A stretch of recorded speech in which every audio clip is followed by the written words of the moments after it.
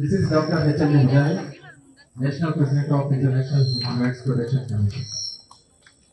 Today we are here to know about some awareness on Kolkata incident.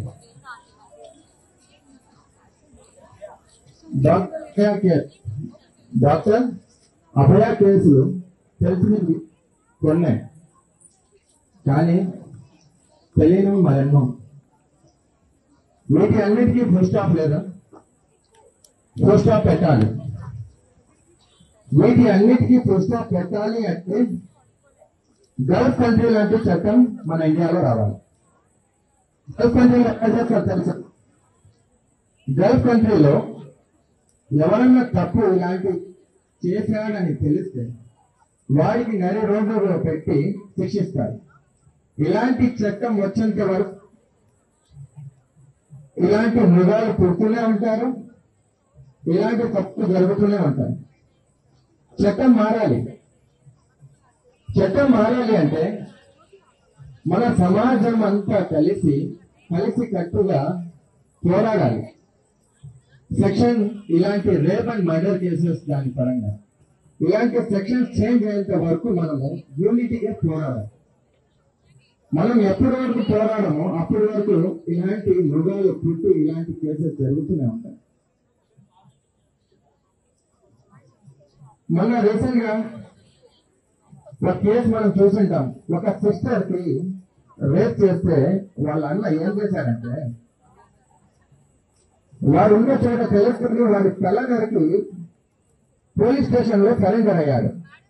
ఇలాంటి అన్నలు మనకు కావాలి. ఇలాంటి అన్నలు ధైర్యంగా ఉన్నంత ఏ చెల్లి ఏ అక్క కూడా భయపడదు. ధైర్యంగా అర్ధరాత్రి సమయంలో కూడా ఒంటరిగా బయట వెళ్లి ఇంటి వరకు వస్తాయి. ఇలాంటి అన్నలు ఇలాంటి తమ్ముళ్ళు ప్రతి చెల్లికి ప్రతి అక్కకి ఉండాలని చెప్పి as a brother of your Jan కోరుతున్నాను ఈరోజు మేము ఉంటున్నాం. And more thing, my dear sisters, మన ఇండియన్ కాన్స్టిట్యూషన్ లో సెక్షన్స్ ప్రొటెక్షన్ ఆఫ్ ఉమెన్ చాలా ఉన్నాయి. అదే హ్యూమన్ రైట్స్ యాక్టివిస్ట్ మీకు ఉదాహరణకి కొన్ని చెప్తాను. హ్యూమన్ రైట్స్ అంటే దాంట్లో ఫండమెంటల్ రైట్స్ చాలా ఉన్నాయి. ప్రీవియస్ గా ఒక డ్రామాలో మీకు చూపించారు. Equality, dignity, safety, freedom, right to freedom, right to freedom of religion.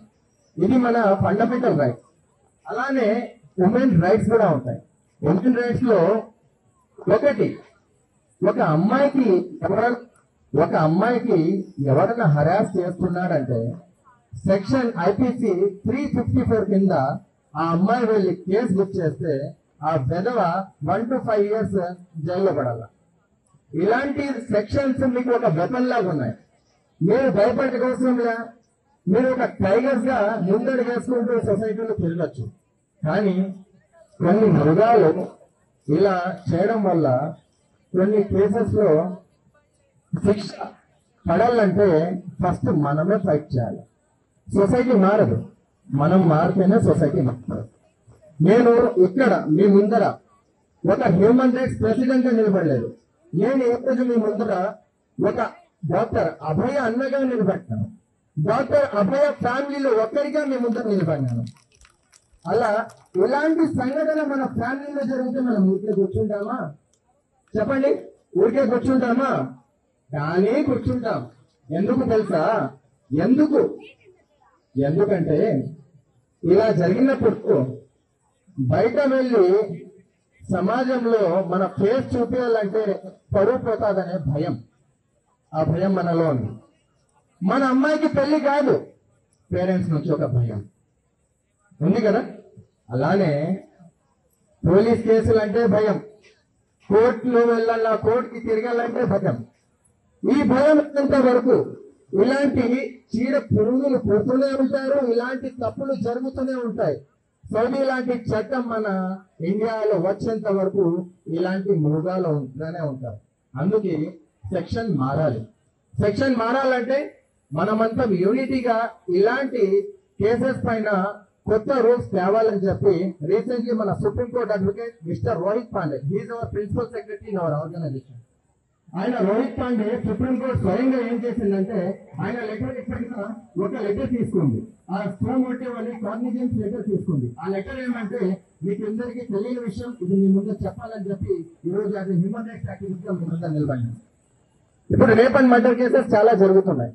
ఈ కేసెస్ జరగకుండా ఉండాలి, మన సెక్షన్స్ రూల్స్ స్ట్రాంగ్ గా ఉండాలని చెప్పి mister Rohit Pandey, he is the principal secretary of organisation and also the bar association general secretary, ఆయన లెటర్ పైన ఒక లెటర్ తీసుకుంది సుప్రీంకోర్టు ఆఫ్ ఇండియా. ఇలాంటి కేసెస్ జరగకుండా చట్టం స్ట్రాంగ్ గా తేవాలని. ఇలాంటి చట్టం మన డాక్టర్ అభయ నుంచే స్టార్ట్ కావాలని చెప్పి ఈ రోజు మేము ముందర నేను కోరుతున్నాను.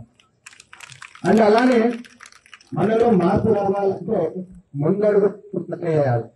ముందడుగు ఫస్ట్ మనమే వేయాలి. ముందడుగు వేయాలంటే పోరాడాలి. పోరాడదామా? మన డాక్టర్ అభయకి న్యాయం కోసం మనం పోరాడదామా? మన అక్క చెల్లెలు స్వేచ్ఛగా సొసైటీలో అర్ధరాత్రి సమయం కూడా తిరిగే కోసం మనం పోరాడదామా? మన చట్టం మారే కోసం మనం పోరాడదామా? పోరాడదాం. నాతో పాటు అందరు చెప్పండి, చట్టం మారాలి, చట్టం మారాలి, శిక్షించే చట్టం రావాలి, డాక్టర్ అభయకి న్యాయం జరగాలి. జై